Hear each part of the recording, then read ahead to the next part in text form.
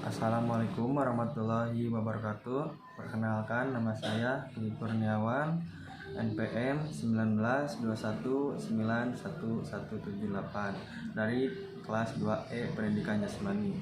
Saya di sini akan menjelaskan tentang ilmu gizi, yaitu lemak.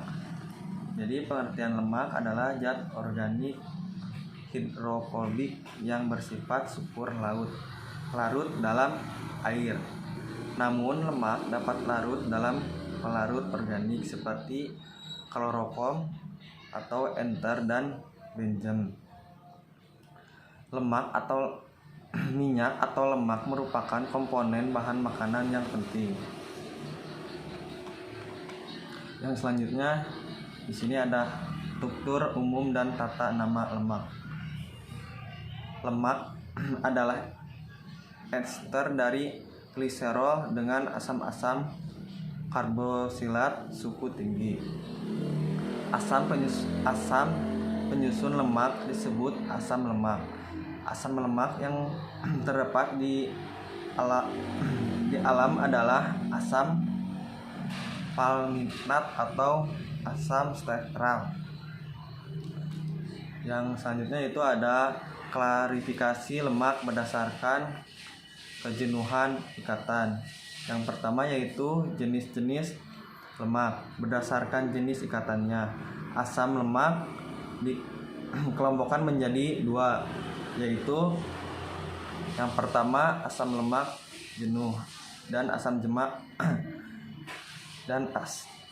asam jemak jenuh, yaitu asam lemak yang semua ikatannya atom karbon pada rantai karbonnya merupakan ikatan tunggal. Contohnya seperti asam laurat, asam palmitat, dan asam stearat. Yang kedua yaitu B, asam lemak tak jenuh. Asam lemak tak jenuh yaitu asam lemak yang mengandung ikatan rangkap pada rantai karbonnya. Contohnya seperti asam oreat, asam linoleat, dan asam linorenat. Dan yang selanjutnya di sini ada D, sifat-sifat lemak. Sifat lemak yang pertama yaitu ada lemak hewan berbentuk zat padat, sedangkan lemak tumbuhan terbentuk zat cair. Yang B, asam lemak jenuh mempunyai titik didih tinggi, sedangkan asam lemak tak jenuh memiliki titik didih rendah. Yang selanjutnya lemak larut pada pelarut nonpolar. Yang selanjutnya di sini ada bau amis atau fish flavor. Yang selanjutnya di sini ada bobot jenis dari lemak, biasanya ditentukan pada peraturan kambar. Yang selanjutnya di sini ada sifat-sifat kimia lemak. Yang pertama di sini ada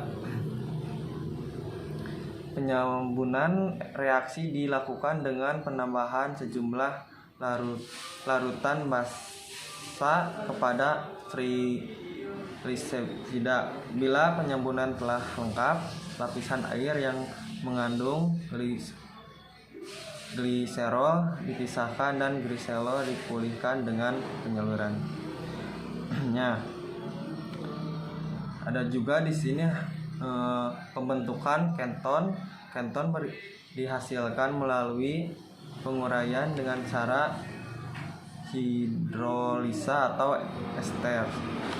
Yang selanjutnya di sini ada yang F, reaksi pengenalan lemak. Jadi uji akrolein digunakan untuk mengetahui adanya gliserol dan lemak, yaitu mudah dikenali dengan baunya seperti itu. Dan yang kedua di sini ada uji periosida. Uji periosida bertujuan untuk mengetahui proses ketenggikan atau oksidatif pada lemak. Yang selanjutnya di sini ada kegunaan lemak dalam kehidupan sehari-hari, yaitu ada sumber energi bagi tubuh. Lemak dalam tubuh berfungsi sebagai cadangan makanan atau sumber energi. Ada juga bahan pembuatan mentega atau margarin. Lemak dapat diubah menjadi mentega atau margarin dengan secara hidrogenasi. Yang selanjutnya di sini ada yang G, proses metabolisme lemak dalam tubuh. Jadi proses metabolisme di dalam tubuh, baik yang berasal dari karbohidrat atau protein dan lemak, berfungsi untuk menghasilkan energi tubuh untuk bergerak dan memenuhi kebutuhan energi di dalam sel. Energi kita membutuhkan bantuan glukosa dan karbohidrat. Karena itu tubuh kita cenderung menuntut makanan yang manis-manis setelah makan makanan yang kaya akan lemak.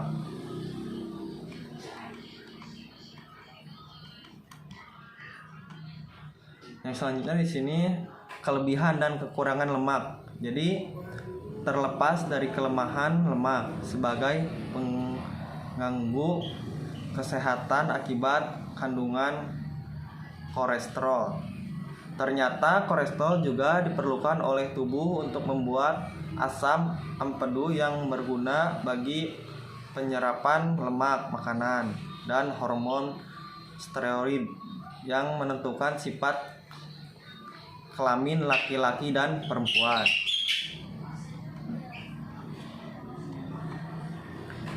Yang selanjutnya menghitung kalori yang dibutuhkan tubuh. Jadi menghitung, yang pertama yang dilakukan adalah menghitung angka metabolisme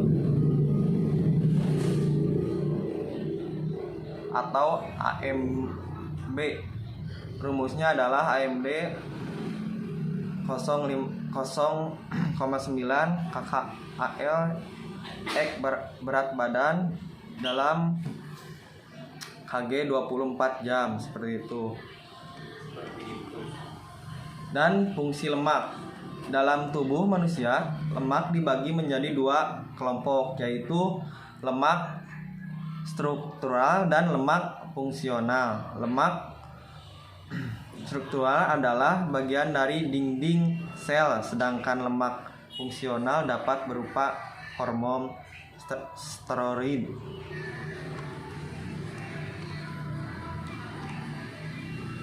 Ada juga kadar rendah lemak. Makanan adalah penting untuk metabolisasi penyerangan vitamin-vitamin yang larut di dalam lemak, yaitu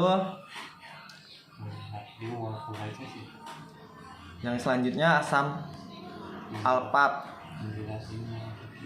linolenat ditemukan di dalam daun hijau, tumbuh dan berada dalam biji-biji atau kacang-kacangan. Sekian yang saya sampaikan. Wassalamualaikum warahmatullahi wabarakatuh.